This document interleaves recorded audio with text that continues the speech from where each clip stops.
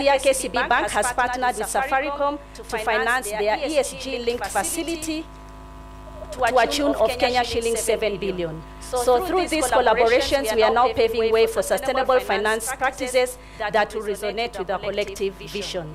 In conclusion, we believe that we can transform the narrative of climate change from one of fear to one of opportunity. Let's shape not just the future, but a legacy of a sustainable Africa. Thank you, and God bless you all. You can clap for him on his behalf. So I'll just go through our presentation just to take us through what do we mean when we talk about advancing financial flows to spur green investment for a resilience in Africa. Next slide. So in our introduction, what we are looking at is that we are looking at our economic landscape, which is interconnected with our natural resources. Secondly, we're also looking at 70% of Kenya's workforce is tied to agriculture and also its related sectors. And thirdly, we are looking at the summit, which we have had this week, to introspect, collaborate, and also take action on areas that are related to the private sector. So I'm sure we also, that the declarations, and some of us have also aligned to them. And just to highlight some of them which are relevant to what we do, is the decarbonization of the global economy, which means that also we have to work on our decarbonization, because this is what gives us not the allocation, but it gives us how we can be able to look at how we can fast track our green loans. So when you look at the objectives of becoming net zero, one of the targets that the bank has given is 25% to increase our loan targets from the current 12.3 by the year 2025. And so, which are the areas, focus activities that we are looking at? We are looking at sustainable supply chain management, revision of our policies to align with climate action agenda, resource efficiency and carbon footprint tracking, and green lending and responsible banking. We also have frameworks that we have to align with, and these are the frameworks on TNFD, TCFD, UNEP-FI initiative, Sustainable Finance Initiative through the Kenya Banking Association, GCF, United Nations Global Compact, and the Net Zero Banking Alliance. So what is our commitment? Our commitment, as we look into the next 5 years, one, we want to support the tree growing initiative, which is also a country action. We also want to have a low emission mobility program, which we are already working on, so that we can revolutionize transportation, reduce emissions, and address our dependence on imported fossils. And then climate finance, green lending, our goal is to increase our green finance to 25% of the total loan book by 2025. And then funds from DFIs up to 150 million to support our climate financing.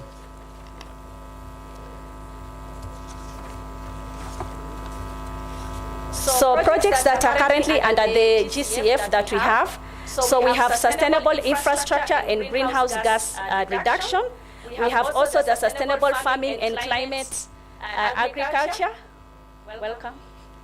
And then we also have the low emission mobility program. So these are the 3 programs that we have submitted to GCF. And so now we are in the process whereby they're evaluating and doing their due diligence on these projects. We can't say everything has been rosy. We've had challenges, but out of these challenges, we've also looked at how best we can approach and ensure that we also come out successful out of it. So identification of green customers. So one of the challenges we have faced is in financing climate change is identifying climate-friendly projects and mapping out our customers who have environmentally great projects. And then lengthy procedures, of course, it's also a lengthy procedure. There's a lot of back and forth, and sometimes we find some clients giving up, although we have the 3 now we are progressing with, to be able to see if we are going to succeed by the end of this year.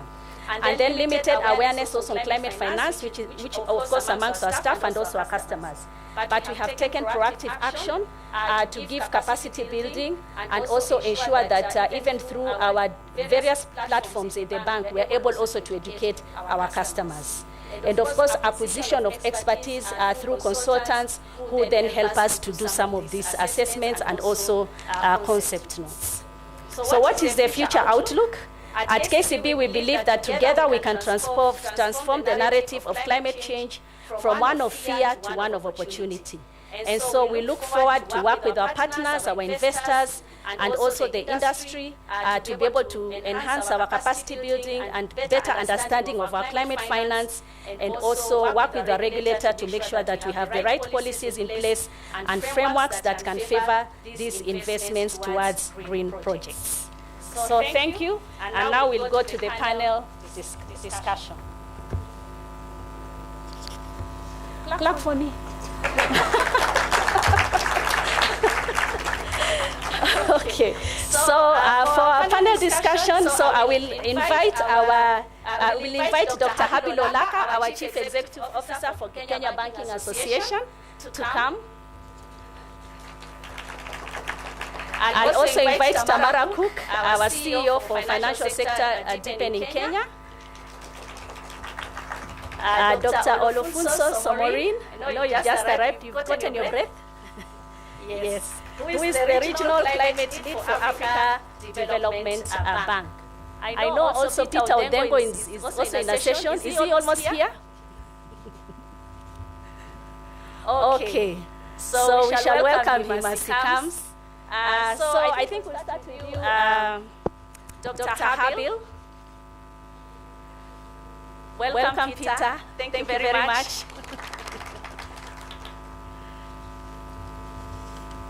So Peter Odengo is the Senior Climate Policy Advisor at the National Treasury, and we work very closely with him on the Green Climate Fund.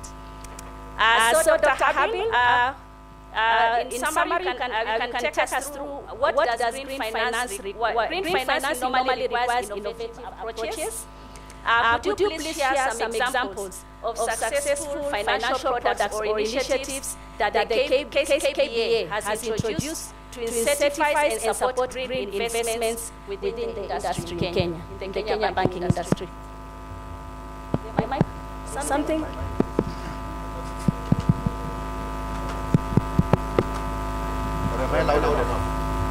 Can you hear him without the mic? Please, the mic, is there a problem? Okay. One is... Okay. I think I can be heard. Yes. Yeah, thank you very much. I don't know whether to introduce KBA, but I think many of you are aware of KBA, the Kenya Bank Association. Now, thank you very much for the question, because it brings us into the space of trying to see how innovative approaches can be used to actually address the issue that we are trying to tackle here. And one example I can give, for example, the KBA was an initiative where we tried to bring in other parties to ensure that we put in place a green bond program. So we call it the Kenya Green Bond Program. It was a partnership between KBA. KBA was leading, but there were other partners who came in to support us. For example, the FSD Africa, the Climate Bonds Initiative, there was the FMO, there was the WWF Kenya chapter, there was a number of other partners who came in. And so we put together this Kenya Green Bond Program. It was endorsed by the National Treasury, because you also have to bring in the public sector. Our patron was the governor of Central Bank, the former governor, Dr. Patrick Njoroge. And so we had that endorsement. And through this Kenya Green Bond Program, we have delivered quite a bit of successes. For instance, we supported the CMA to come up with guidance on issuance of listed and unlisted green bonds. So they came up with a framework which then enabled, for example, the first green bond in East and Central Africa to be issued by Econ Holdings. In fact, that green bond is actually listed on Nairobi Stock Exchange, Nairobi Securities Exchange, and London Stock Exchange. So it's cross-listed across the two exchanges. Now, it was quite successful because they came up with student hostels that are environmentally friendly, purpose-built actually for that, and they have done a lot more with that approach. So we believe that we have been fairly successful in terms of trying to drive greening the economy. So this green bond program as well, the team that put it together also went on to an advocacy initiative.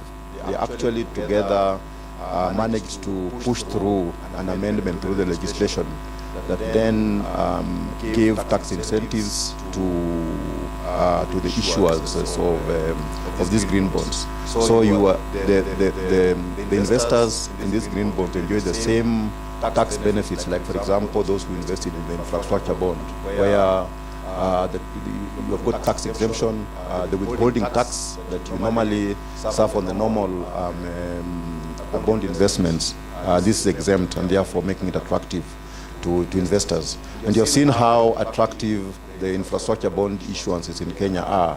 Actually, they attract quite a bit of investor appetite. And that's the same kind of thing that we are trying to achieve on the green bond. Thank you, Habil, on that. The next question goes to Tamara. I know yesterday we talked a lot about risks, so I'd like you to take back again there.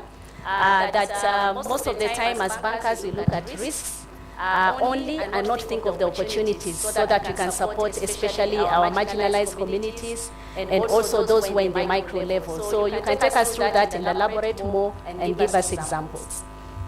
I don't know about all of you, but there have been a lot of events this week. And there have been a lot of panels and a lot of conversations. And so today feels like a great opportunity to connect the dots on some of the conversations that I've been a part of this week, including yesterday on risk and the day before on raising green bonds for counties, for example. So I think what's really important as we think about climate change and the environment is that there are risks and there are opportunities. And we can't understand either without understanding both. You know, when we first started thinking about climate-related risks in the financial sector, the very first thing we did was to train regulators, the financial sector regulators, which included banking, insurance, pension, retirement, etc. Because they needed to understand these risks are coming whether we like it or not. And so they need to be ready so that they can regulate, supervise, and create the correct policies for that. The Central Bank of Kenya showed great leadership in issuing the first climate-related risk guidelines, I think, on the continent, consistent with the Task Force for Climate, TCFD, financial disclosures, for example. And when we trained all the banks in the room.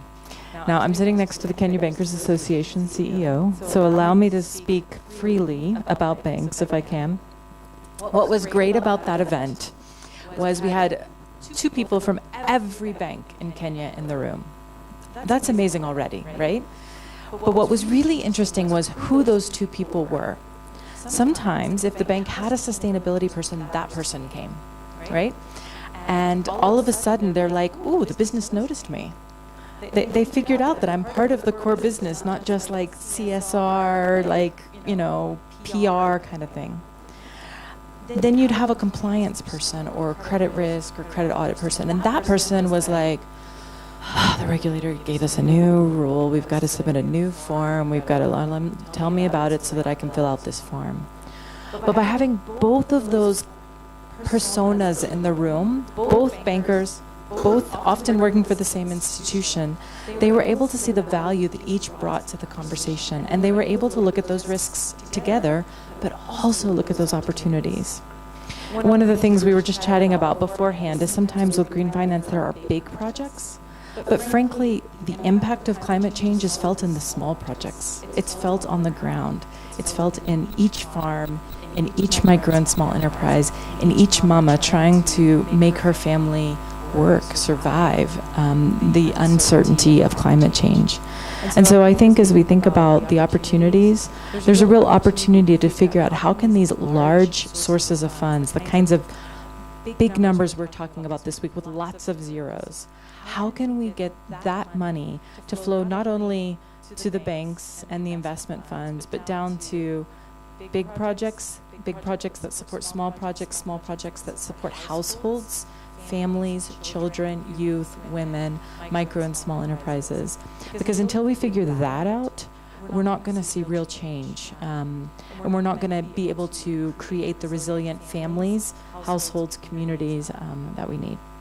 Thanks. Thank you, Tamara. Now to Peter. So Peter, you can tell us what policy measures or incentives in the National Treasury are you considering to encourage private sector engagement and investment in climate resilient projects across different sectors of the economy? With the launch, I know you had the other day of FLOCA. And the FLOCA itself is an incentive. Yes. An incentive for businesses to go where they could not go, because FLOCA with many zeros, as Tamara says, very, very many zeros. So it means now those low levels which banks things are unbankable now can be bankable. So that's number one. It means that the National Treasury is not just writing papers on policies and incentives. We also demonstrate from the front line. And taking such a big money, $300 million, and another one, I'm sorry I was late because I was discussing the reform measures for the RSF, the Resilient Sustainability Fund with the IMF, 550 million. That means that we are not just creating policies, we are also providing cash to the frontline people that are affected. But I'm very happy with the picture you're putting in front of us. If you can avail money to support and build our green investment in African deltas, I am a delta champion. That is where we need to go. What do we have? As we are sitting here, we have the first ever green fiscal incentive policy, the National Green Fiscal Framework Incentive Policy. That is currently now before the cabinet for approval, and it will be approved very soon. The main objective of that policy simply is to underscore the importance of the private sector.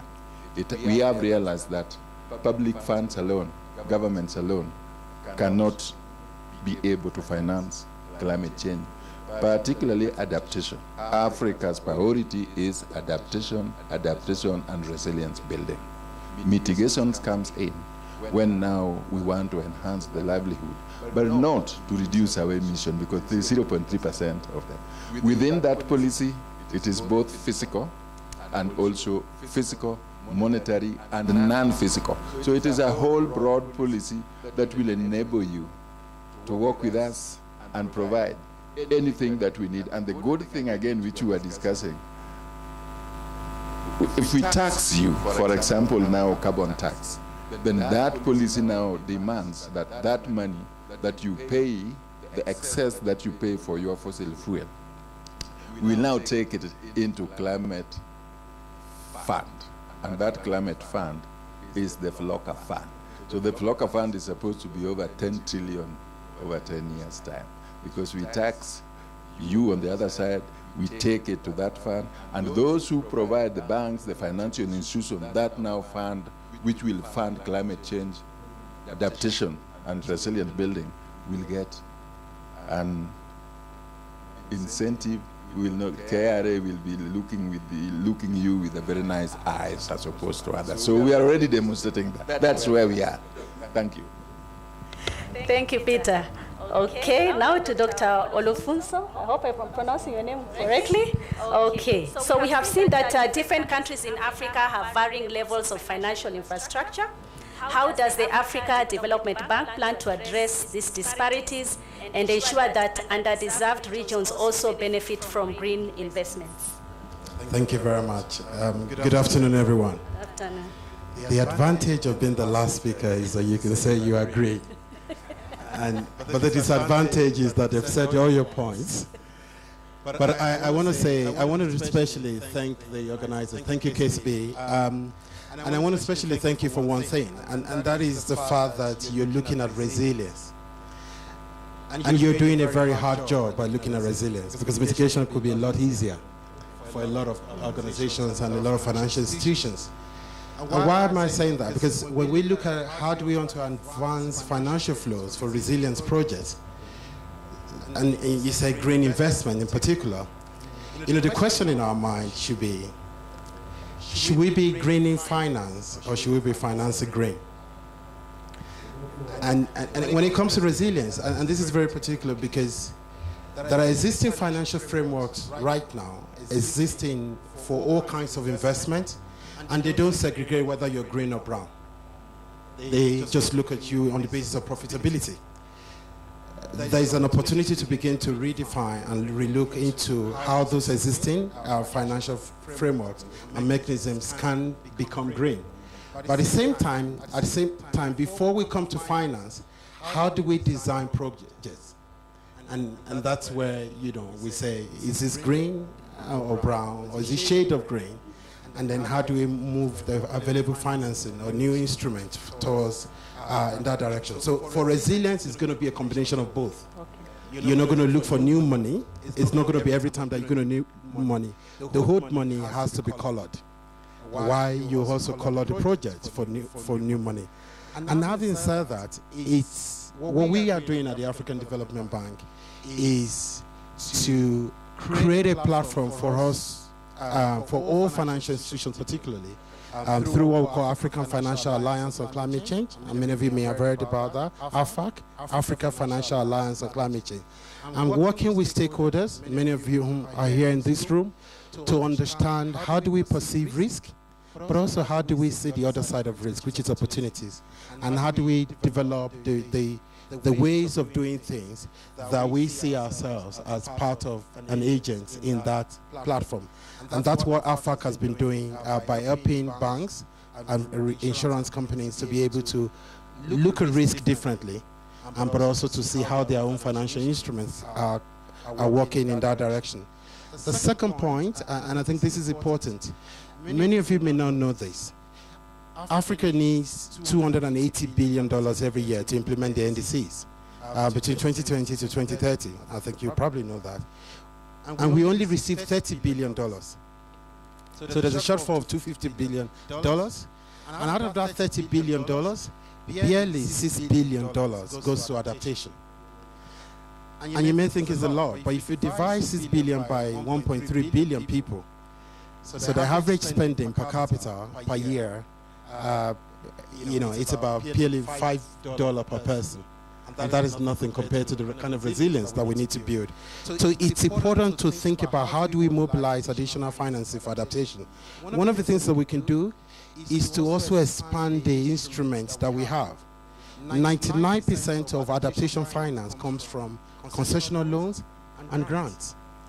And there are a number of instruments like equities, and we're beginning to see interest in bonds, resilient bonds, blue bonds, debts for nature swaps, and some of these instruments, they need to be domesticated in our economies.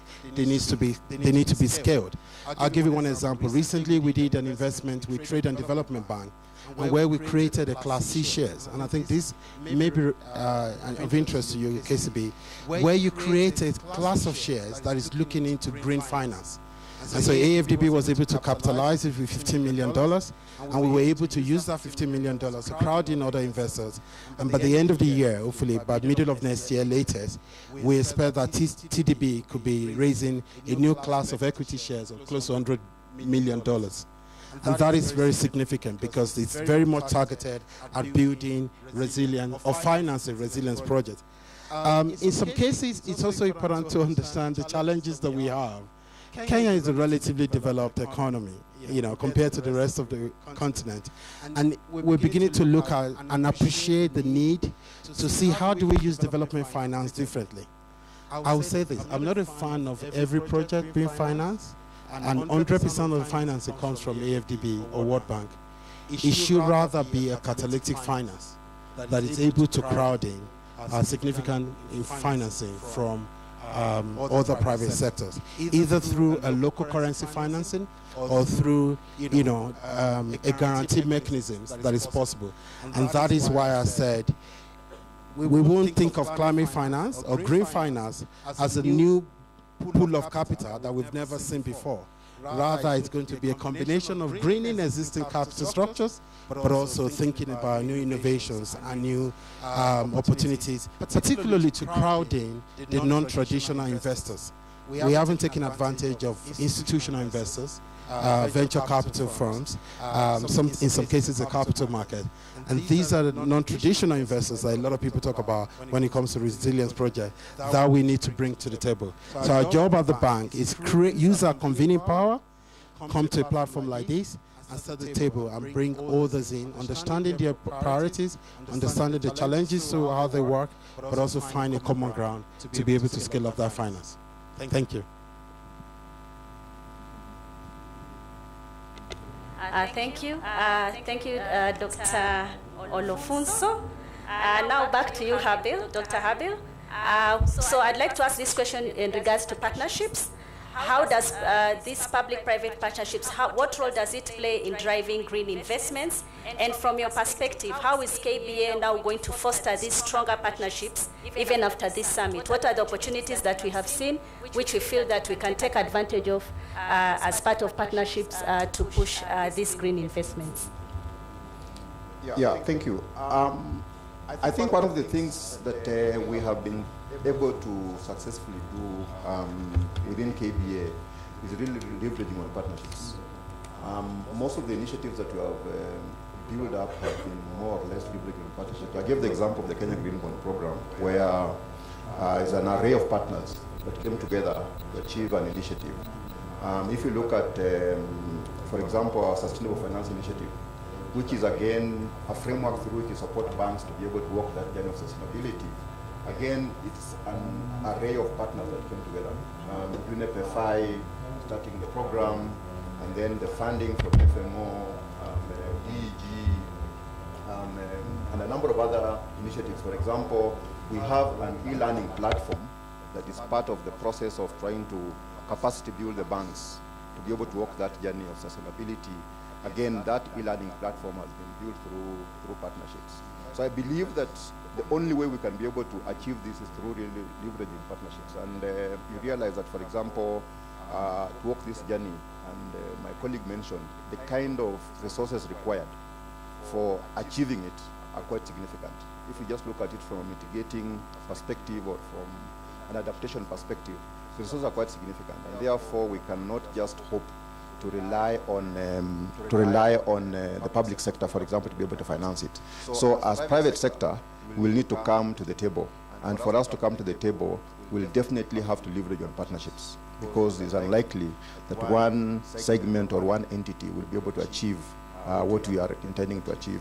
And so I see, as a way going forward, really the kind of partnerships you have created should be able to build on them and even build, or rather bring more partners onto the table.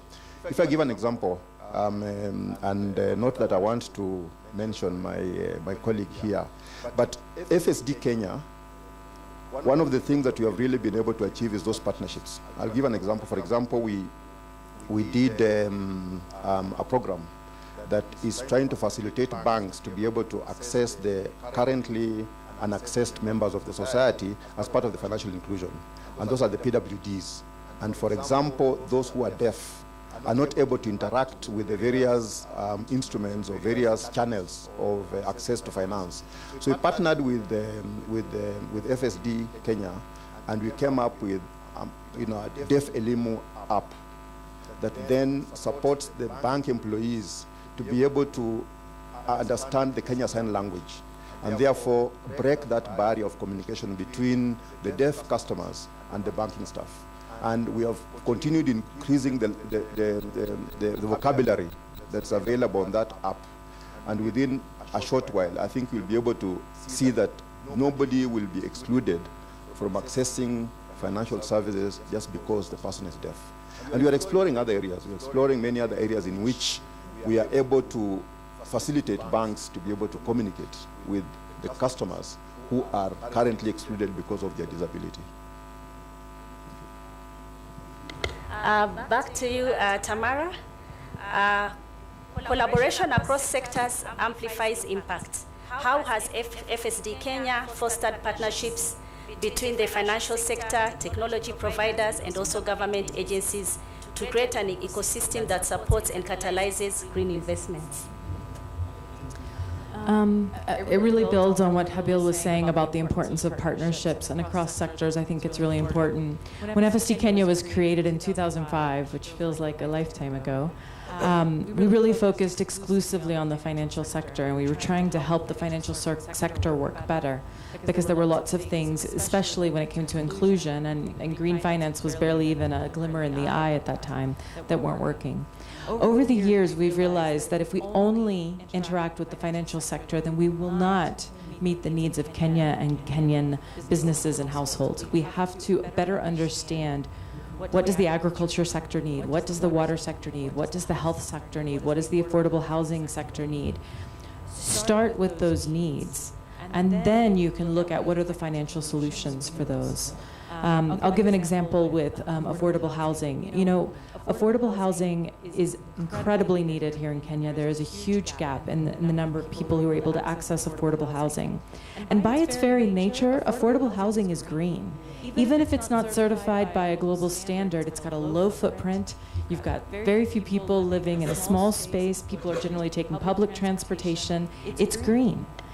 But when you look at how it's kind of characterized or classified, it may not be classified as green because it doesn't have a certain certification. And so working with financial sector players, we can look at how can you think about greening affordable housing and financing that and being able to classify that as part of your green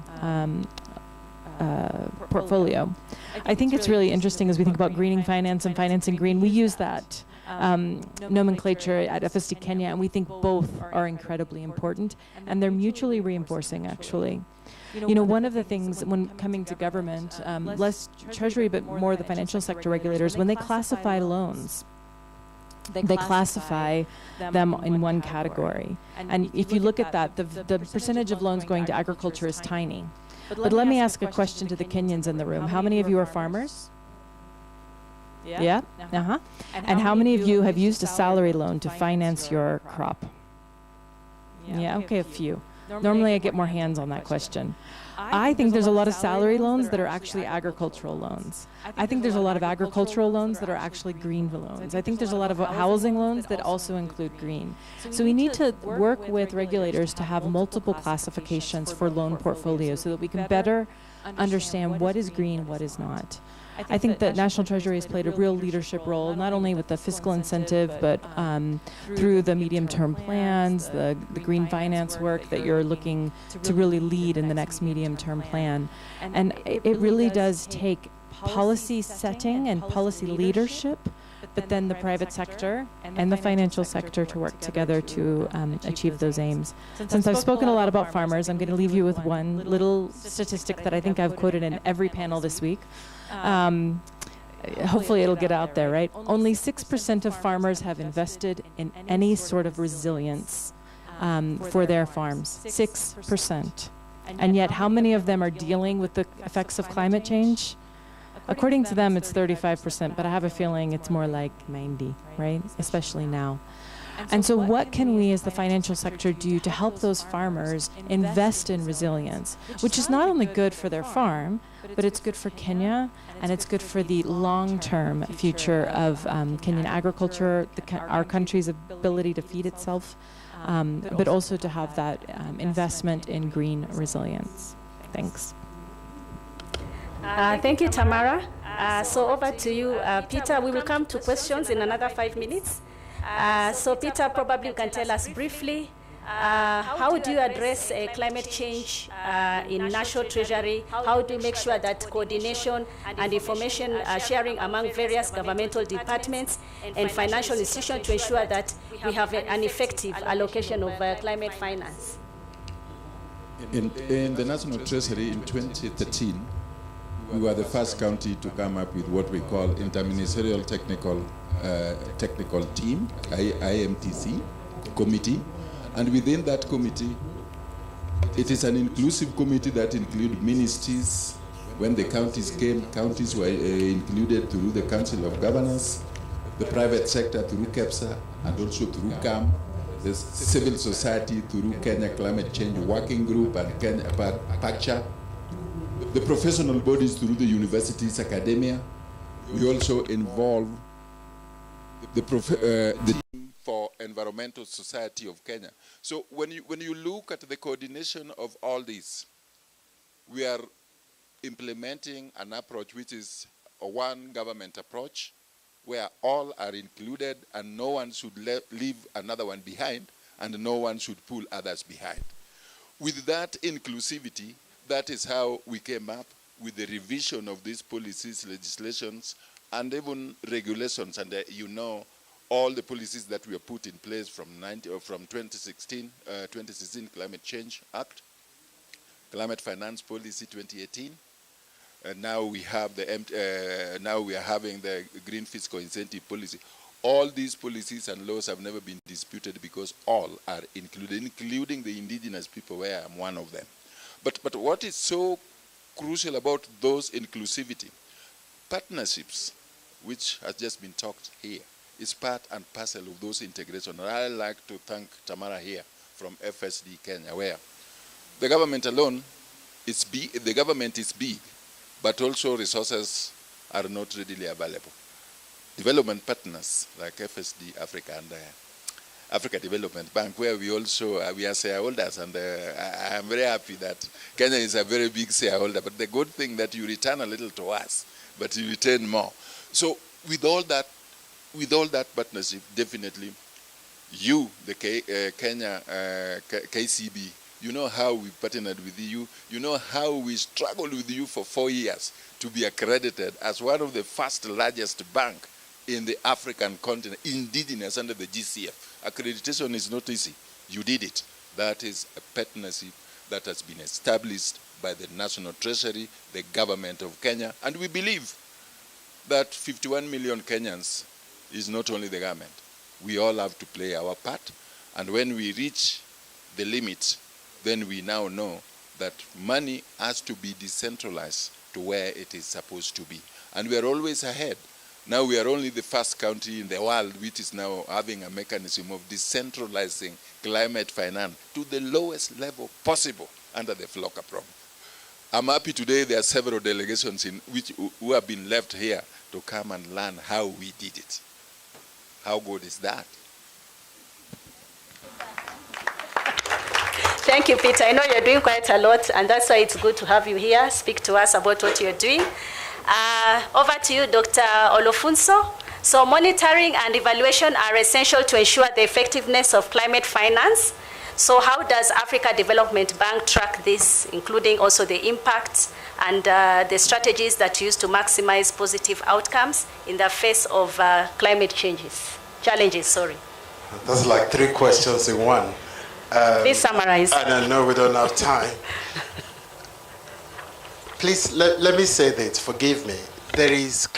We have climate fund and there is climate finance.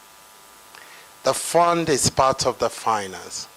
For the longest, many people in Africa limited their knowledge. They thought everything about climate finance was writing a proposal to GCF, to Jeff. And that is not going to be the way for us. And I think every resource that we use, whether personal or government resource, as long as they achieve the goal of either adaptation or mitigation, that is climate finance. And it's very important for us to be able to create a mechanism to track finance. So I'm not going to be talking about GCF and that. Now, and please, I hope you get some money from GCF. I really do hope. But that's not the future. And I'm very bold to say that. It's nothing compared to the need. It's just part of the mechanism. It's really important. I actually strongly feel that climate finance in Africa is underreported. Because when we say 30 billion, it's basically the flows from international into the country.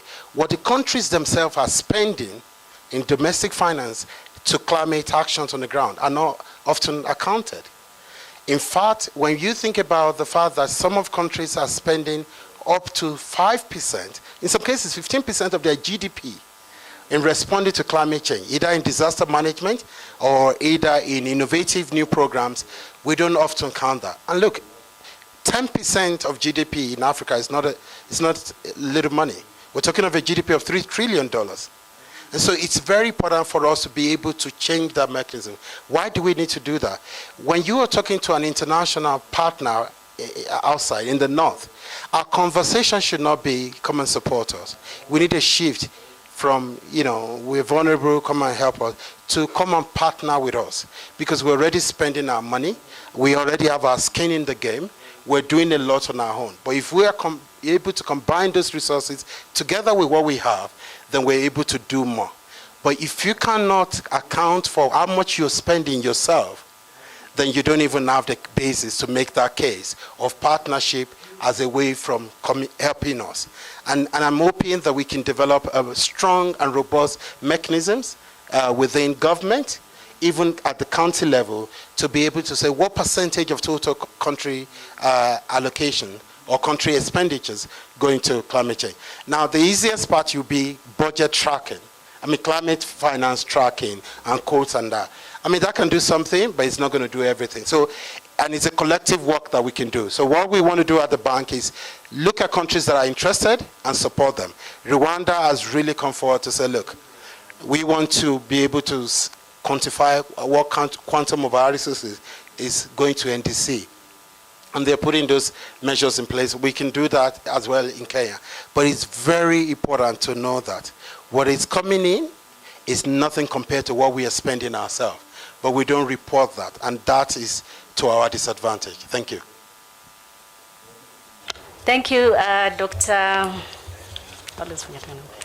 Olofunso, to mention it correctly, Olofunso, for those words. And now we are back to you for questions. So anyone with a quick question, we have 5 minutes to round up. Give a mic here and the other one. So make sure your questions are brief so that we can have maybe more people answer. The mics? Oh, you're loud enough? While they're waiting for the mic, I just wanted to, while they're waiting? Nope. Okay, while they're waiting for the mic, I just wanted to say that not only do we not track some of the formal flows, it's informal finance that's financing climate change. When we ask people that have had a climate shock, how did you finance your reaction to it? It's chamas, it's friends and family, it's credit from the ag dealer, right? Those things are never going to get tracked even at national level, but they're part of the financing solution. Thank you so much. My name is Jeanette Mutonwase. I am from Rwanda. I am very happy to be here as a beneficiary of KCB Foundation to Jiajil. We call it Ijire program in Rwanda. And I have some questions to ask. How do you mobilize youth and women to be part of this green economy as the population or the people who are facing this challenge of climate change actions? The second question is, how do you make sure all the sectors are included? For example, the creative industry.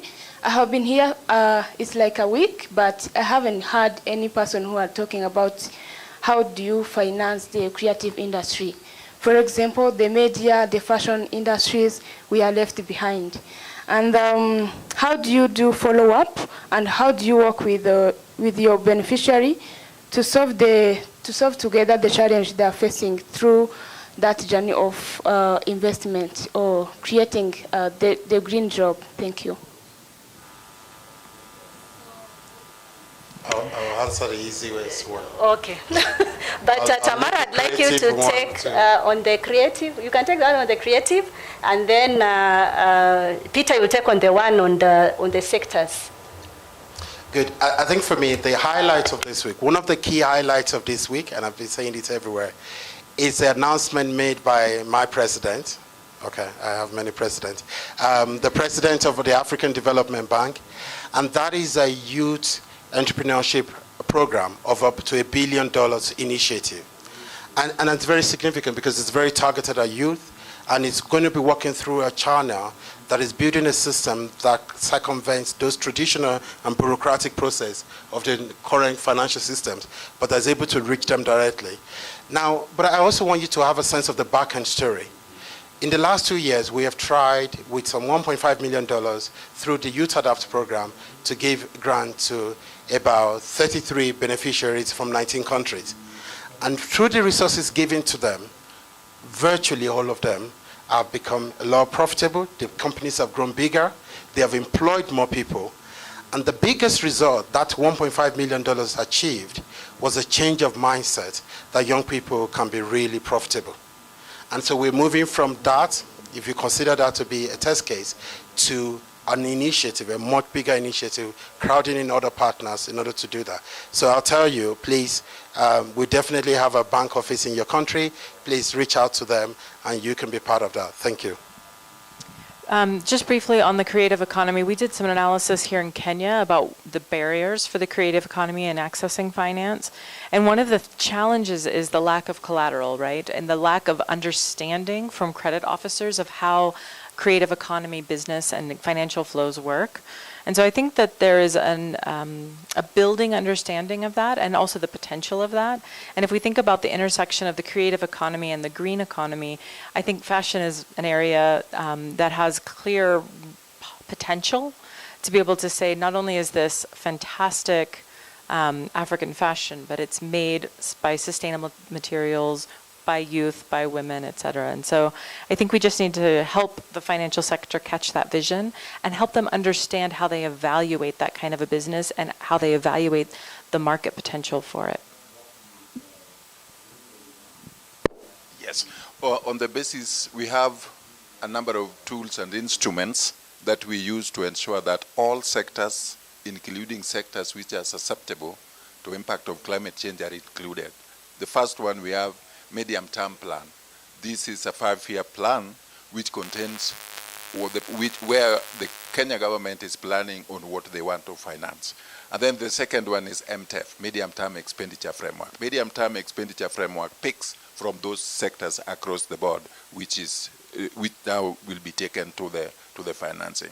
And then from there now we have what we call the sector working groups. Sector working groups, we have grouped all the related sectors into 11 groups. I will not go into details because of the time, but within those groups, all the sectors, including agriculture, infrastructure, all natural resources are included. Then beyond that, we have what we call the National Climate Change Action Plan. It's also a 5-year term, which now analyzes now the exact going deeper, digging deeper into the sectors which are sensitive to the impact of climate change. And from that, we now dig deeper, further deeper into the national NDC, National Determined Contribution. Within that, we deepen into the critical sectors, and within the critical sectors where we have prioritized our climate-related, where adaptation and resilient building is now taken further deeper, so that we now ensure no sector is left behind. But when we move from that, it's now where now we create what we call the GFLOCA, the government FLOCA. Now that government FLOCA now is a financing model or mechanism now to mobilize the resources to finance those sectors across the board. And the source are two: public from the exchequer. Then you mobilize from the development partners, that is grant. And finally, you have to borrow if you have to grow. Nobody, even banks, borrow. But when you borrow, now we come up with the new tools that if we want now to make sure that the poor people do not be burdened by the debt burden, then we have a very good instrument called debt show for nature financing. It's not because we don't want to pay people's debt, but because the interest rate, which, for example, some counties write in their own language, were not realistic. So we don't pay it off. Thank you very much. Thank you, Peter. I know you have one question, but our time is up. They've already alerted me. So I think what I'll do is once the speakers are down here, you can ask them, and they can give you the responses that you're looking for. Apologies for that. We need to end. So we've come to the end of our session. Again, to thank our panelists, Dr. Olofunso, Tamara Cook, and Peter Odengo. Thank you so much for having come and taken us through this theme for today, for advancing financial flows to spur green investments. So for now, I think we'll quickly take a picture as we finish. And then Bernadette will come and help us.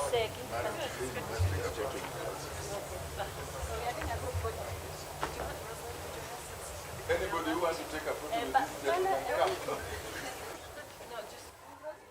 come please. Rosalie, are you around?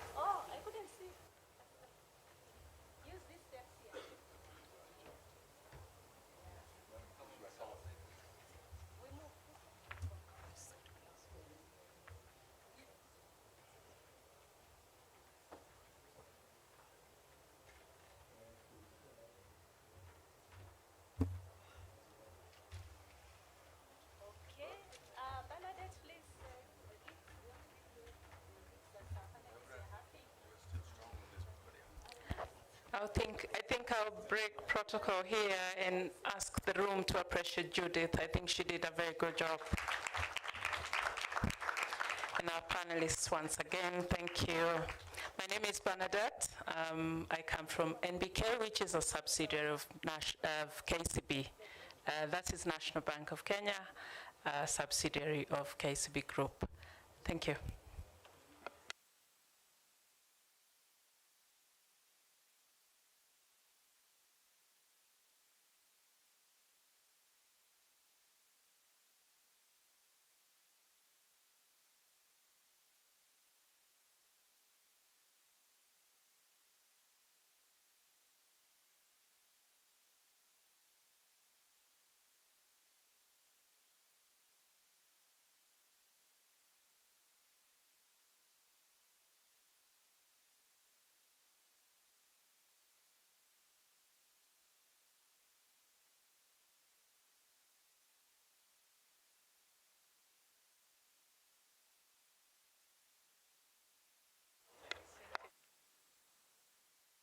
For KCB and NBK team, quickly, so that we leave.